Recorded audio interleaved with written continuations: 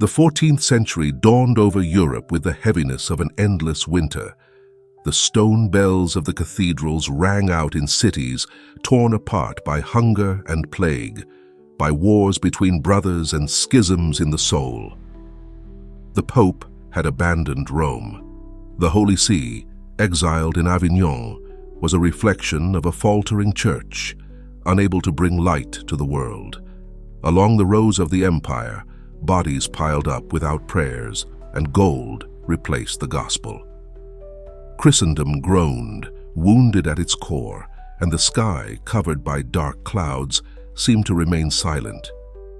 But as in the scriptures, when all seemed lost, God prepared a new prophet, not among the powerful, but in the humblest and most hidden corner. The flame did not emerge among bishops or doctors, but from the womb of a simple woman, Lapa Piacenti, the wife of Jacopo Benincasa, a dyer from Siena. The city, rooted on Tuscan hills, rose like a fortress of towers and labyrinthine streets where art flourished amidst the mud and faith was mingled with superstition. One spring night, beneath the starry cloak, Lapa felt the onset of labor. It was the year of our Lord, 1347. She had already given birth to 22 children, and fatigue had etched lines on her face. But this night, something different hung in the air. An unusual stillness settled over the house. There were no dogs barking, no bells ringing, only the persistent heartbeat of a heart that came from the sky. "Jacobo," Lapa whispered as the midwives prepared the cloths, "there is a light in the room. Don't you see it?" The man approached the window. The moon, large and white, had settled over the hill of San Domingo. At the threshold of the house, a fragrant and gentle breeze seemed to envelop everything. And then a cry, brief but clear, broke the silence like a bell tolling in the dark. "It's a girl," the midwife said with moist eyes, "but I've never felt—" She fell silent, amazed by the peace emanating from that tiny body. The newborn was named Catherine, and although she was born in the midst of a city full of noise, her life would begin with the sign of silence. Silence before the world, but not before God. For this girl, even without knowing it, would become a voice. Not just any voice, but a gentle thunder that would crack the rock of indifference. A fiery pen that would write letters to kings and popes. A flame that would burn away lukewarmness with the fire of spousal love. Years later, the blessed brother Raymond of Capua, her confessor and biographer, would write, "The Most High, seeing the mud and darkness of the world, chose to plant a white lily in the mud. From a mouth without letters, he made wisdom flow, leaving the wise speechless, and from an illiterate child, he made a doctor of the church." And so when the world seemed asleep in its misery, heaven responded not with a sword, but with a maiden. A young woman who would learn to read in the wounds of Christ, who would challenge emperors, scold popes, comfort the dying, and write, dictating through tears, words that still burn today. The story of Catherine does not begin with conquests or miracles. It begins with silence, and with a voice that breaks it, a voice that has never ceased to speak. Siena, in the golden days of the Middle Ages, was a city that breathed through its towering spires and baked brick streets. Its cobbled lanes twisted between dyers' workshops, bakeries, and street altars adorned with flowers. At the foot of the convent of San Domingo, amidst markets and the scent of incense smoke, lived the Benincasa family. In their humble home, Catherine grew up among water pitchers, the sounds of looms, and the constant aroma of stewed wine and lentil soup. She was the 24th child of her parents, a number so unusual that it caused whispers among the neighbors. Her mother, Lapa, cared for her tenderly, but also with the realism of someone who had seen half of her children die. Catherine, however, was different. While the other children played with wooden swords or toy horses, She quietly withdrew, seeking a corner of the courtyard where she could gaze at the sky. "Catherine," Lapa would say, as she kneaded dough, "why don't you play with your sisters? You're still a child." "I'm playing, Mama," she would answer with a soft smile. "I'm playing by looking at Jesus." At the age of 6, Catherine had her first vision. She was climbing the stairs of the house when suddenly, above the neighbor's roof, she saw a light brighter than the sun. In the midst of that light, a man appeared, dressed in white robes, with a crown on his head and an expression of infinite tenderness. On his face, Catherine recognized without a doubt the King of Kings. She rushed downstairs, trembling. She threw herself to the ground and hid her face in her hands. "I've seen Jesus!" she cried, her voice quivering with fear. No one believed her. Some thought she had dreamed it. Others thought it was just childish imagination. But Catherine knew it had been real, and from that moment something inside her changed forever. At the age of 7, alone in her room, she made a vow of virginity. Without confessing it to anyone, she consecrated herself entirely to Christ. He was her invisible spouse, the Lord of her soul. Every gesture of hers, washing dishes, sweeping the doorway, petting a stray cat, became a silent offering. While her sisters dreamed of suitors and linen dresses, she dreamed of rough tunics, crowns of thorns, and chalices overflowing with redemptive blood. The day her parents began to talk about marriage, Catherine was barely 12 years old. Lapa, proud, had already made arrangements with a neighboring family. But when she heard this, the young girl refused with a determination no one expected. "No, Mama," she said with a firm voice that did not sound like it came from a child. "I've given my heart. I cannot marry." "What nonsense are you talking about, daughter?" Lapa responded with a sigh of exhaustion. "That was just a childish game. You can't live dreaming of saints and angels. Life is something else. Do you want to become a nun?" "I don't want a convent. I want Christ. He is my everything." Faced with the refusal, Lapa resorted to more drastic measures. She forbade her to pray, took away her private room, and filled her days with exhausting domestic chores. Catherine obeyed without complaint, but with every bucket of water she carried, with every cloth she folded, she prayed. In her mind, she repeated the words of the psalmist, "The Lord is my light and my salvation. Whom shall I fear?" One afternoon, exhausted from work and tension, Catherine fainted in front of the oven. When she woke up, she had a fever and burning eyes. Lapa, anxious, knelt beside her. "What have you done, my daughter? Why are you so stubborn?" Catherine gently took her hand. "Mother, don't take Jesus away from me. Don't take my spouse away." It was in that instant that something broke inside Lapa. The resistance, the pride, the idea of controlling her daughter's destiny. She realized that this child was not like the others. In her, there was a flame that no human wind could extinguish. From that moment on, Catherine was free to retreat to her cell. It was a small room barely lit by a narrow window. There she prayed day and night. She slept little and ate even less. Her body was becoming as taut as a string, but her soul was flourishing. The fame of her holiness began to spread like the scent of saffron. Some admired her. Others feared her. Some called her the madwoman of the Fonte Branda neighborhood. But Catherine neither responded nor defended herself. She simply remained silent, smiled, and offered everything to God. The seasons passed. The child became a woman, but not like the others, not with jewelry or silk veils. Catherine adorned herself with hidden silices, rope disciplines with knots, sleepless nights, and sweet tears. No one had taught her. She learned everything in the inner school of the beloved. One day, her father found her in prayer, kneeling on the stone floor, with her arms stretched out like a cross. Her face shone with an impossible light. Jacobo fell to his knees, crying like a child. "Forgive us, daughter. We didn't understand who you were." Catherine got up, embraced him, and whispered in his ear, "I'm just a servant. Do not look at me. Look at him." Thus was born the Lily of Siena, not in gardens, but in the dust of a humble home.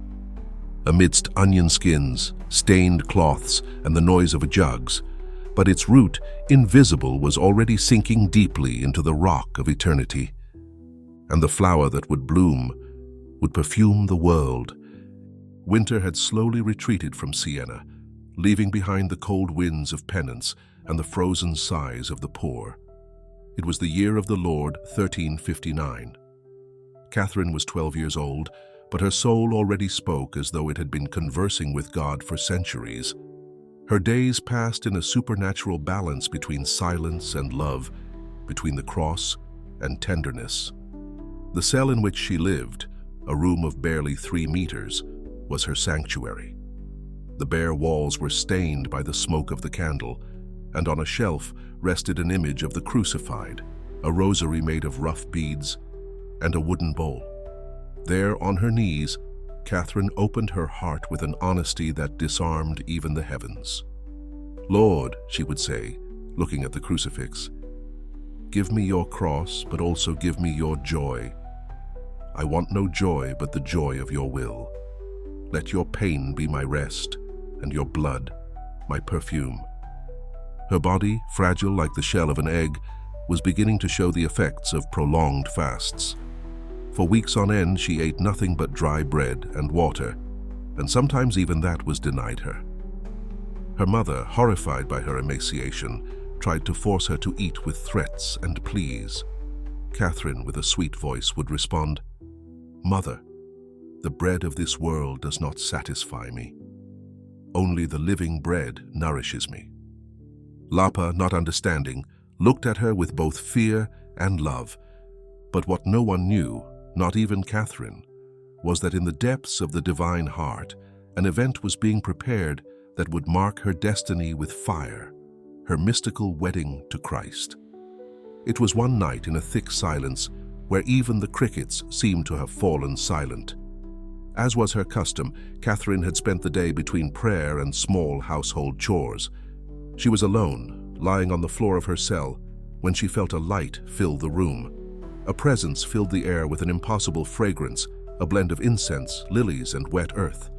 She slowly lifted her head and saw him.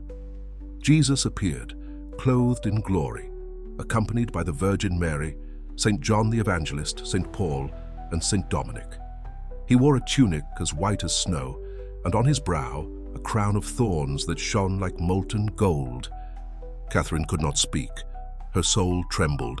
Her lips, dry from fasting, could barely whisper, "Lord, is it you?" Jesus smiled, and in his eyes was a tenderness that could ignite the universe. "Catherine, my daughter, you have loved me from childhood. You have sought me among the small things, and you have found me in silence. You have renounced everything for me. Today, I receive you as my bride." The Virgin then approached with an invisible ring, made not of gold, but of faith and blood. She placed it on the girl's finger. At that instant, a flame ran through her body, not of pain, but of a love so pure that it seemed impossible to endure.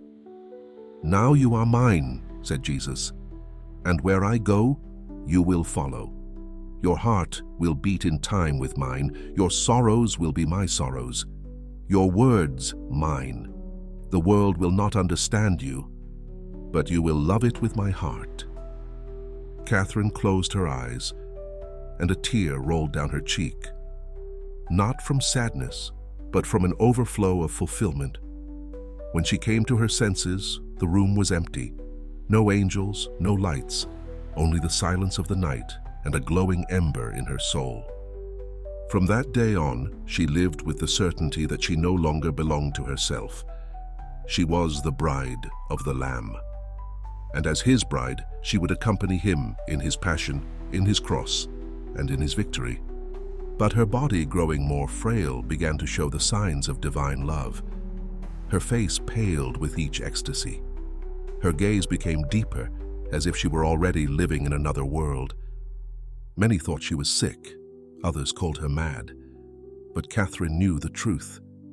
She was married to the King of Kings, and the invisible ring burned on her finger as a perpetual reminder. Her confessor at the time, Brother Thomas de la Fonte, would later write, "I have never seen a human being so possessed by God. Her soul was like a torch that burned without being consumed." And when she spoke of her spouse, even the unbelievers felt that heaven was opening. News of her holiness began to spread beyond the walls of Siena. Some pilgrims came only to see her in silence, hoping for a word, a prayer, a glance. Catherine, oblivious to any fame, continued washing the feet of lepers and cleaning wounds in hospitals as though nothing had changed. But secretly, every gesture was a caress to the beloved. Every bandage was a flower upon the forehead of Christ, every wound a kiss to his wounds. And so, in the midst of the noise of the world, Catherine became a living cloister, an altar without walls, a bride in love, walking among men, carrying in her heart the heart of her God. For the wedding had been sealed, and though no one else had seen it, the entire heaven had been a witness. For years, Catherine lived as a voluntary recluse, locked in the inner cell of her soul. From that unadorned room, she wove silences as if they were hymns, and every gesture of hers was a poem of obedience. But the world outside was burning, and heaven, which had until then hidden her like a treasure, decided it was time to reveal her. One spring morning, while praying in deep contemplation, a voice, loud as thunder and sweet as a caress, spoke to her heart. "Catherine, come out of yourself. I did not create you for yourself alone. It is time to give birth to what you carry inside." She trembled. She clung to the ground as if afraid of being swept away by the wind. "Lord, how will I go? How can I speak to men if I only know how to speak with you?" The voice returned, even firmer. "I will put words of fire in your mouth. Do not be afraid. The world is sick, and you will be my medicine. I have formed you in silence so that now you may speak, and your words will heal." Obedient to the impossible, Catherine stood up, not as a queen but as a servant. She donned her cloak, took her rosary, and descended the stairs of her family home. That was her second incarnation. The hidden saint was now born to the world. From that day, her steps began to cross the streets of Siena. First, it was the poor. She went to the neighborhoods where no one entered. She stopped before the sick covered in sores, embraced lepers whom others avoided, and cleaned festering wounds and eyes that cried without consolation. Where there was decay, Catherine brought perfume. "Do not be afraid," she whispered while washing an old dying man. "Christ awaits you with open arms. You are his child, his joy." Then came the condemned, those who were on their way to the scaffold, whose souls were cloaked in shadow. Catherine entered the prisons as one enters a chapel. She sat next to the prisoner, took their chained hand and said, "Brother, do not die without hope. The blood of Christ can wash even the darkest guilt. If you repent, the entire heaven will open to you." Many died with a smile on their lips, calling her sister, mother, angel. Little by little, a group of disciples formed around her, men and women, young and old, lay people and clergymen. They themselves did not know how they had been caught in this invisible net. They only knew that near Catherine, the soul awakened. One of them, the young Tommaso, wrote, "She did not speak like the doctors of the church, and yet, when Catherine said, 'Christ loves you,' one believed it, because she spoke as one who had heard it directly from his mouth." It was then that a figure appeared who would change the history of the saint, Brother Raimundo de Capua. A doctor of theology, pious and prudent, he was appointed as her confessor. At first, he doubted the ecstasies and visions. He found her strange, even dangerous, but it only took one confession to understand. "Father," she said serenely, "I do not ask you to understand me, only to guide me to where God wants. I am ready to obey, even when I understand nothing." Raimundo was left speechless, and from that moment he became her defender, her squire, her chronicler. "You are like a new Deborah," he told her one day. "You do not fight with a sword, but with tears. You do not shout, and yet you make the powerful tremble." Siena at that time was torn by wars between factions. The Guelphs and Ghibellines fought in the streets.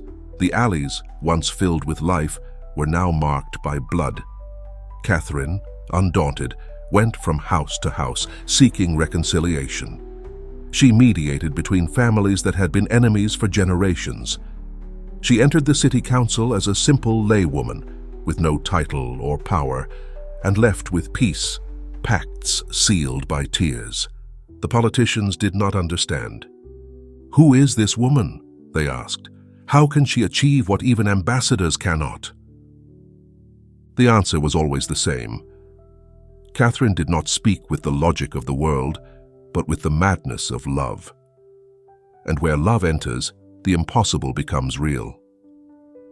Amidst all this activity, she continued fasting, praying, and suffering inwardly. Her body, already marked by disciplines and illness, was beginning to give way.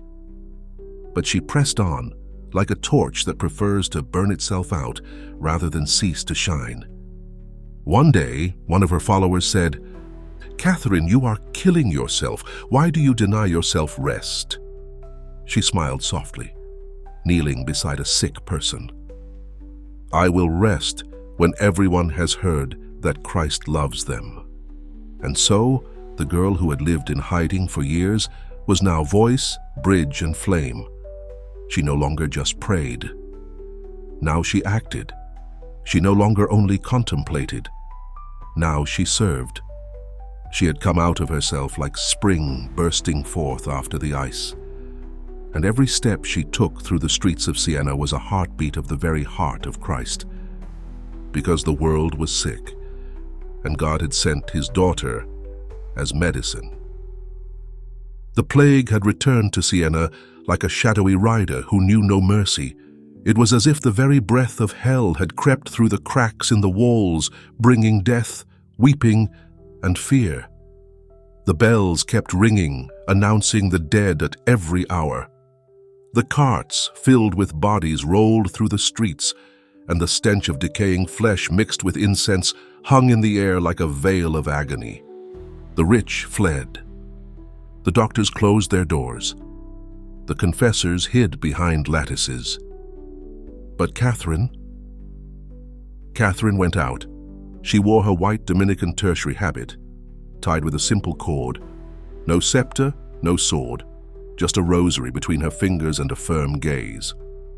Where everyone fled, she entered. Where abandonment reigned, she planted tenderness. At the hospital of the Scala, turned into a battlefield between life and death, Catherine showed up one morning with a bucket of water, a cloth, and a smile. "Who are you?" the abbess asked, horrified as she saw her entering among the infected. "I am Catherine," she answered simply. "I bring no medicine but love. Let me serve." From that day she did not rest. She washed the sick, fed them with her own hands, and sang in their ears when delirium overtook them. She prayed over them, like a mother rocking her dying child. Many as they died squeezed her hand with the strength of those who know they are not alone. An old woman said to her, tears in her eyes, "Catherine, I have no children, no husband, no name, but you make me feel that I am still worth something." And Catherine, with eyes full of compassion, kissed her forehead. "You are the Father's most beloved daughter. He has been waiting for you since eternity." On one occasion, a friar refused to confess a dying man, contaminated by the plague, out of fear of contagion. Catherine stood before him with a soft but firm voice, like a sheathed sword. Father, who are you to keep salvation only for the healthy? Open your ears. Where suffering is, there is Christ." Ashamed, the friar obeyed. Catherine accompanied him to the dying man's bed, and they both cried while administering the last rites. The stories multiplied. That young man with empty eyes, Catherine taught him to pray. That mother who had lost her 5 children, Catherine gave her breath again, just by embracing her. The infected prisoner, whom even the guards wouldn't approach, died with a smile because Catherine told him, "Today you will be with him in paradise." Her disciples begged her to rest, to protect herself. Raimundo de Capua even pleaded, "Sister, if you die, who will speak in Christ's name?" She responded with a serene gleam in her eyes, "And if living meant staying silent about his love? No, Father. Dying serving is living eternally." But it was not only with the sick that her fire shone. Catherine was also a mediator between the factions that were tearing Italy apart. She traveled between warring cities, Pisa, Lucca, Florence. She sat before feudal lords, merchants, ambassadors, and spoke not as a diplomat but as a mother who weeps for her children. "The blood of Christ cries for unity," she would say. "How can you invoke his name while devouring each other?" Sometimes she would weep before them. Other times she would bang the table with unusual strength, and her eyes would shine with an authority that came not from books, but from heaven. Enough of wars between brothers. Enough of sacrilege disguised as politics. The church bleeds because you have forgotten love. Many listened, others mocked, but none were indifferent. Catherine had become the living conscience of her time. One night after a tiring day, she collapsed in her cell. Her body trembled, she had a fever, and her legs were covered in sores from walking barefoot so much. Beatrice, her faithful friend, tried to lift her. "Catherine, you're on the brink of death. Why do you keep—" Catherine slowly opened her eyes. A weak smile formed on her face. "Because there is still someone who hasn't heard that they are loved." And she went back to sleep, holding onto a wooden cross. Her reputation grew. Some loved her, others hated her. Terrible things were said, that she was a fanatic, a visionary, a woman trying to direct men. Catherine never responded. She simply knelt and prayed. "Lord," she said, "if I must be mocked, let it be for your glory. Give me the grace to love even those who hurt me. For I too have wounded your heart so many times." The city of Siena began to change. The streets that once breathed hatred now saw penitential processions. The feuding families began to reconcile. Some friars returned to hearing confessions. The hospitals were no longer empty of hope. Catherine had not brought wealth or decrees. She only brought Christ. And where she went, the world stopped. Because she did not speak from doctrine but from the wound, and the wounded people recognized in her something they could not even name. But it healed.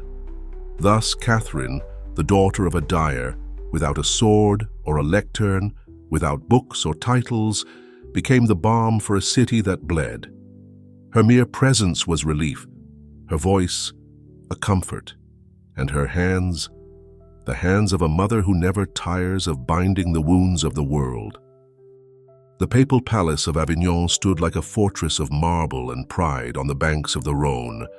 Inside, among golden halls and Flemish tapestries, lived Pope Gregory XI. But more than a successor of Peter, he seemed like a king besieged by fearful cardinals, scheming ambassadors and advisors who spoke more of treaties than of the gospel. It was the year of the Lord, 1376. The papacy had been absent from Rome for over 60 years, and the eternal city, mother of Christendom, lay abandoned, devoured by dust, thieves, and nostalgia. The church seemed a rudderless ship, adrift in a sea of corruption and wars. And God, in his infinite irony, chose an illiterate woman to remind the Pope of his duty. Catherine had written letters, many. Letters filled with fire and tenderness, signed not as a subject, but as a spiritual mother. In them, she called him the sweetest Christ on earth. But she also told him bluntly, "Rise from the mud, sleeping pastor, and come to shepherd the flock where Christ shed his blood." These words crossed borders, passed over the Alps, and reached the heart of France. Some burned them, others were scandalized, but the Pope, he read them, and he trembled. "Who dares write to me this way?" Gregory asked, as Catherine's trembling letters burned in his hands. "A woman?" "A woman," said the cardinals, "but not just any woman. This Catherine moves cities with her words. They call her the fearless servant." Gregory hesitated. He knew he had to return to Rome, but he feared the riots, the enemy factions, the instability. The chair of Peter was made of stone, but he felt that under his feet there was only sand.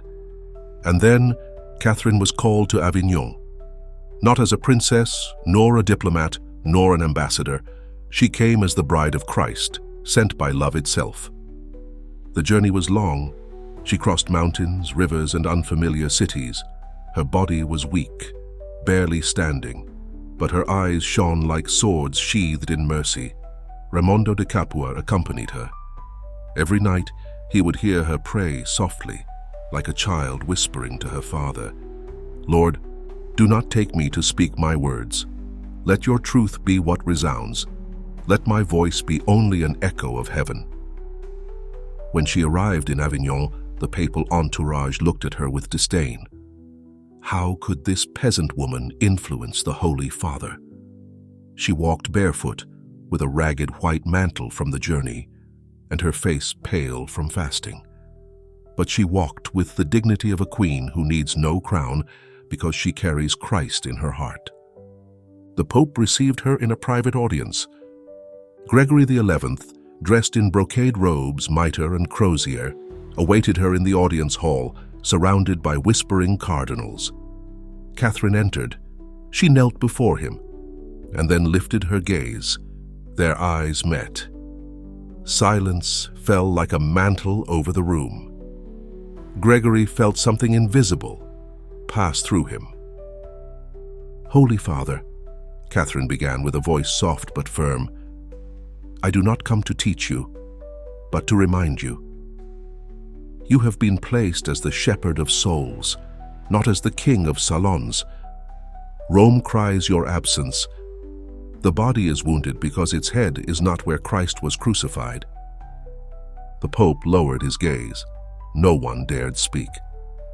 "The world needs truth," she continued, "and if you, sweetest Christ on earth, do not have the courage to obey heaven, who will?" Gregory clenched the fingers of the throne. His heart beat forcefully. The voice of that woman was not human. It was the thunder of God in the mouth of a maiden. "Do you know what awaits you in Rome?" he finally said. "Anarchy, death, sacrilege." Catherine stood up. Her body trembled, but her spirit was aflame. "Better to die for obeying Christ than to live betraying his love. What is your life worth if the world loses its shepherd?" The cardinals were livid. Some wanted to interrupt her, but Gregory raised his hand. "Enough," he said. "Let her speak." And Catherine spoke, not with politics but with prophecy, not with data, but with tears. She reminded the Pope of his origins, his mission, the blood shed by Peter, the need for testimony. And when she finished, the room was in absolute silence. Gregory stood up. He walked to the window. He looked south, where the dusty roads led to Rome. "I will return," he whispered. "May God judge me if I do not fulfill what he asks of me." Catherine bowed. "Rome does not need a king, it needs a father, and you, Holy Father, must be that father."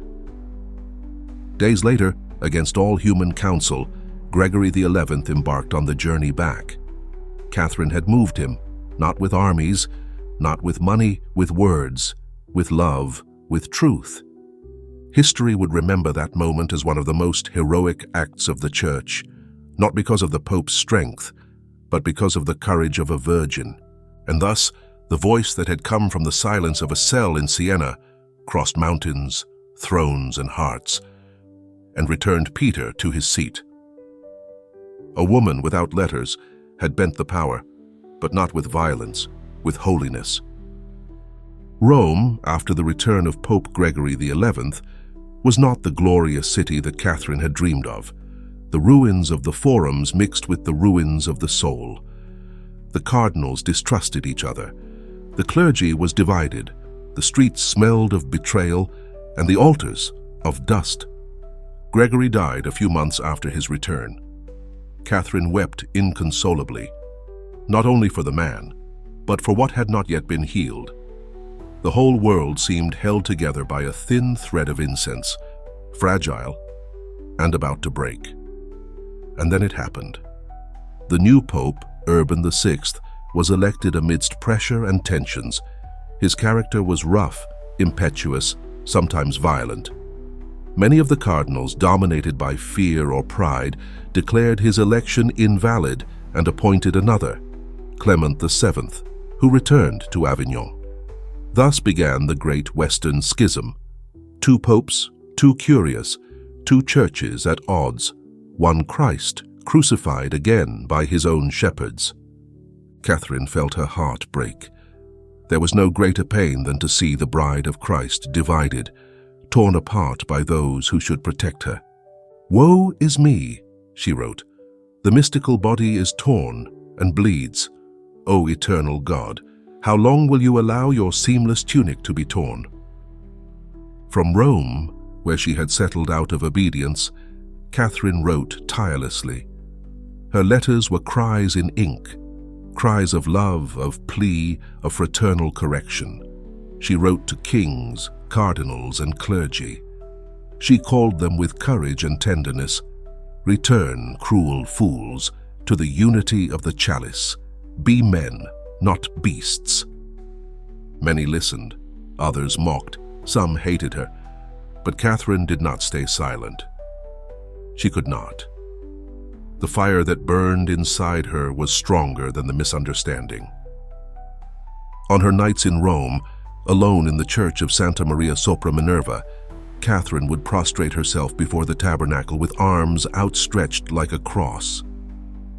"Oh, my spouse," she cried, "why do you allow your body to be torn? What must I do to repair it?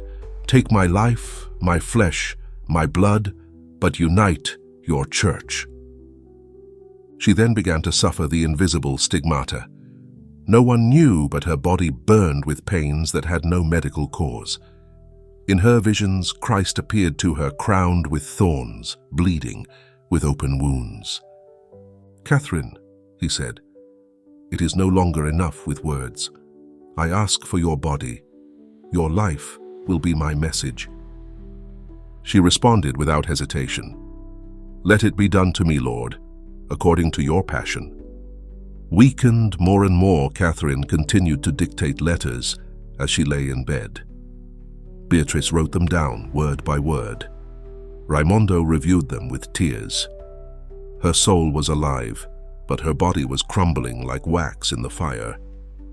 One day, a skeptical cardinal came to visit her. He had heard of her fame and wished to witness the madness of the saint for himself. "Are you the one who dares to judge princes and popes?" he said with an arrogant tone. Catherine, lying on her straw cot, raised her gaze. Her eyes were abysses of mercy. "I do not judge," she replied. "I only cry out. For when the mother bleeds, the child must cry. And I, sir, am a daughter of the Church. And you?" The cardinal did not know how to respond. He left the room without saying a word. The city of Rome began to know her as the woman who weeps for the Church. Some avoided her for fear of her bluntness. Others sought her like an oracle. Her fame grew, but she was fading.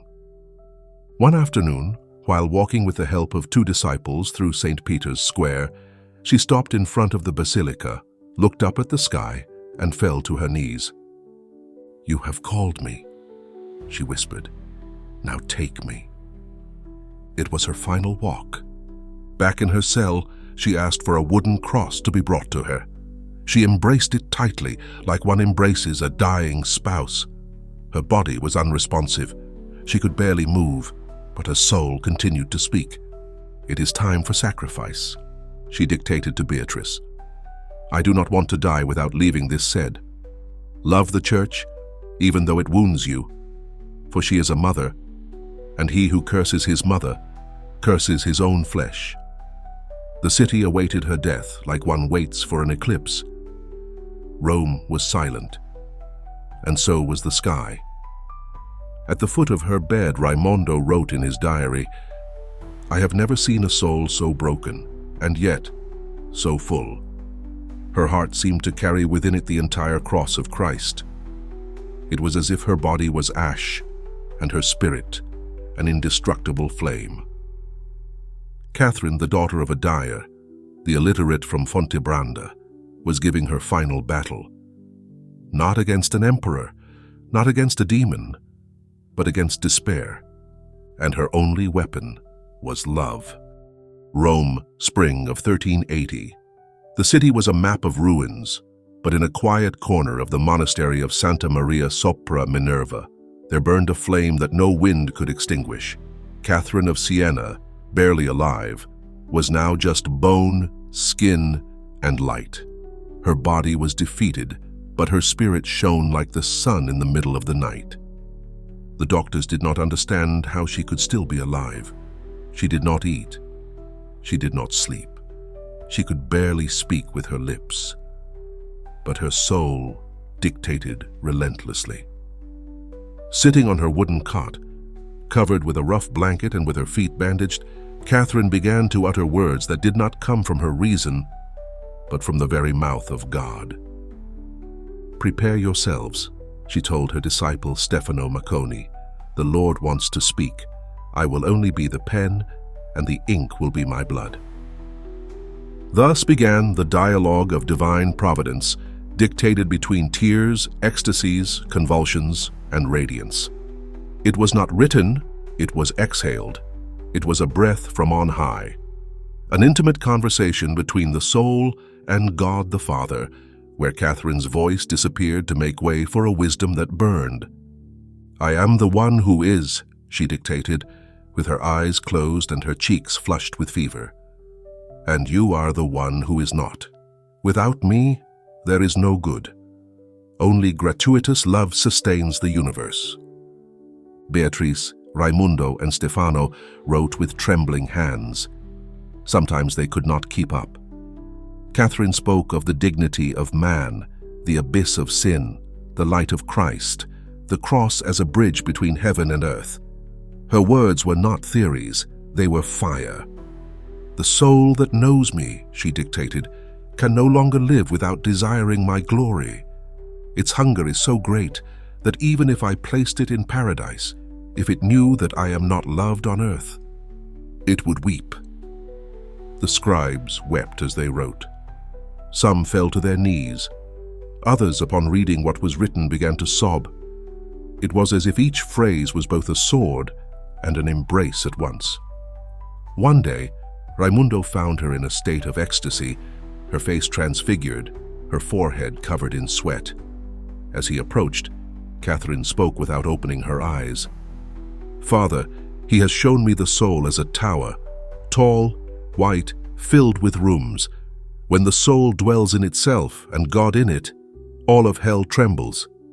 And she added, as if recalling a secret, "It is not fear that saves, it is love, always love." In the midst of the most extreme physical suffering, Catherine did not think about her own salvation. Her only cry was for the church, for sinners, for the world. She dictated prayers for prostitutes, letters to popes, comfort for peasants, visions of saints, and supplications to angels.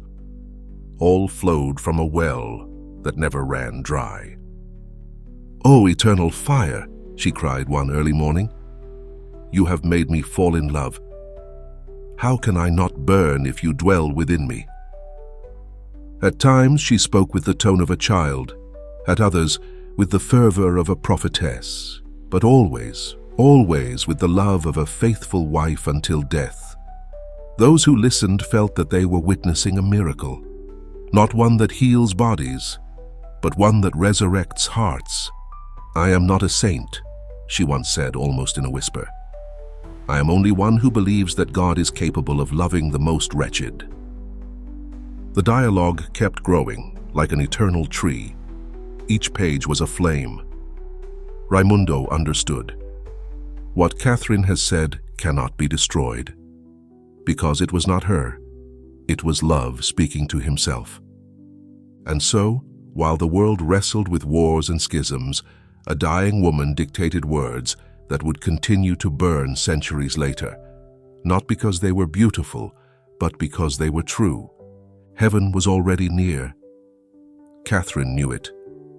But before departing, she left her testament, not written on parchment, but in the souls of her disciples. "I do not tell you to seek visions," she told them one night. "I tell you to love. Live crucified. Be the church until your last breath." And then, like one handing over a torch, she fell into silence. The dialogue was complete, a work dictated without letters, a book without ink, a gospel of love written by a broken woman, but consumed by God. And so, as her body dimmed, her words set the world on fire. The dawn of April 29, 1380 arrived over Rome without fanfare. The city was still wrapped in the confusion of the schism, with the disputes of ambassadors and the intrigues of clergy. But in a silent corner, within the walls of the Santa Maria Sopra Minerva monastery, the entire heavens prepared to receive a queen who had no golden crown, but one of thorns. Catherine lay on her bed, barely holding on, sustained only by faith. Her body was a sacred ruin. Her bones protruded like dry branches, but her face radiated an indescribable light. She could no longer speak with her tongue, but her soul continued to utter prayers that shook those around her. "It's the chalice," she whispered one day, "the chalice of the Passion. He has given it to me, and I have drunk it to the last drop." In the preceding days, her sufferings intensified in an inexplicable way, piercing pains in her hands, feet, and side. There was no visible blood, but those attending her knew she bore the wounds of the bridegroom deep within. They were the invisible stigmata, imprinted not on her flesh, but on her very soul. Beatrice, loyal as a sister, wiped the sweat from her forehead while praying in silence. Raimundo de Capua kept vigil, reciting psalms, sometimes with a voice cracked by tears. Catherine, with a faint voice, said one day, "I have not had letter, but he has written in me. I have not had a throne, but I have reigned in the heart of my Lord. I have not been wise, but love has taught me everything." In her final days, she spent continuous hours in prayer, with her hands folded, her eyes closed, and her soul open. Sometimes her lips moved, murmuring names, prayers, litanies. Other times, she fell into deep silence, as if conversing face to face with the invisible. One early morning she was heard saying, "I have completed what you gave me. I have loved as best I could. Receive me now, O sweet eternal Father." That morning she asked to receive the Eucharist. When the priest placed the host on her tongue, Catherine wept in silence. It was her last communion. She then asked that a crucifix be placed in her arms. She embraced it as if it were a husband, and with a serene smile she said, "Mother Church, I have served you with my blood. Do not look at me as a servant. Look at me as a daughter." Raimundo, in tears, took her hand. "Catherine, what do you wish us to say about you?" She barely opened her eyes. With a faint voice she uttered, "Say that I was the madness of love. Say that I did everything for Christ. and for his broken bride. The clock marked the 6th hour when a long sigh passed through her chest. Catherine exhaled her soul as one gives a flower. The room filled with peace, with invisible perfume, with a sense of eternity suspended. She died without screams, without ostentation. She died as she lived, offering. A white dove, some say, flew through the window. Others swore they saw a golden light on the ceiling. Raimundo simply knelt and could not speak. The sisters wept in silence, and Beatrice covered her friend's face with a linen cloth. Her body lay there, inert. But her spirit, oh, her spirit flooded Rome, Siena, Europe. It crossed centuries. It ignited hearts. She was buried in the church that today bears her name. Her head, a relic of love, would later be transferred to Siena, her beloved homeland. But Catherine was no longer there. She was where she had always longed to be, in the heart of God.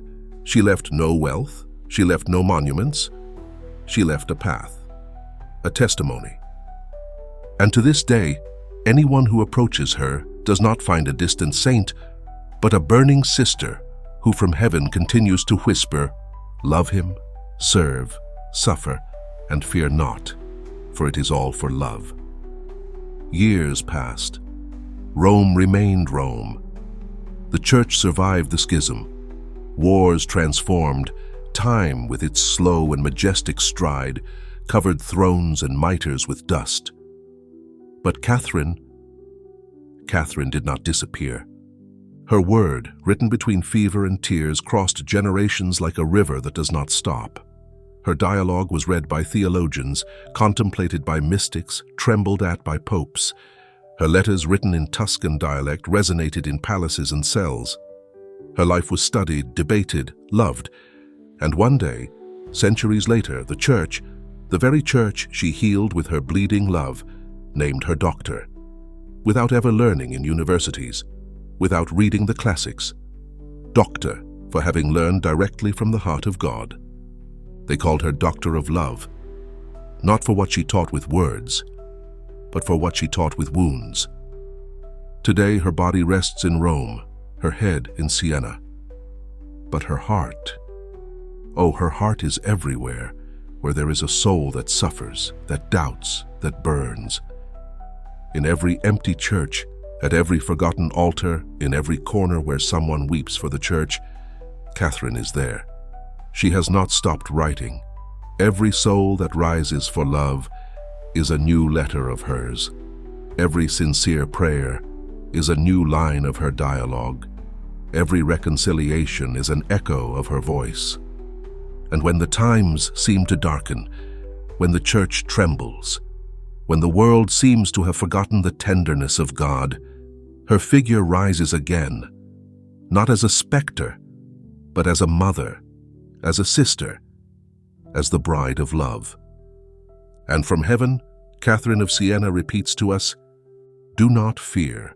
Love is not loved, but it can be if you love it today." Therefore, at the end of this story, all that remains is to fall silent, to bow our heads, and say with the voice of children, "Saint Catherine of Siena, burning virgin, voice of fire, bride of the crucified, doctor of the church, protector of Europe, intercessor of those who love the broken church, pray for us."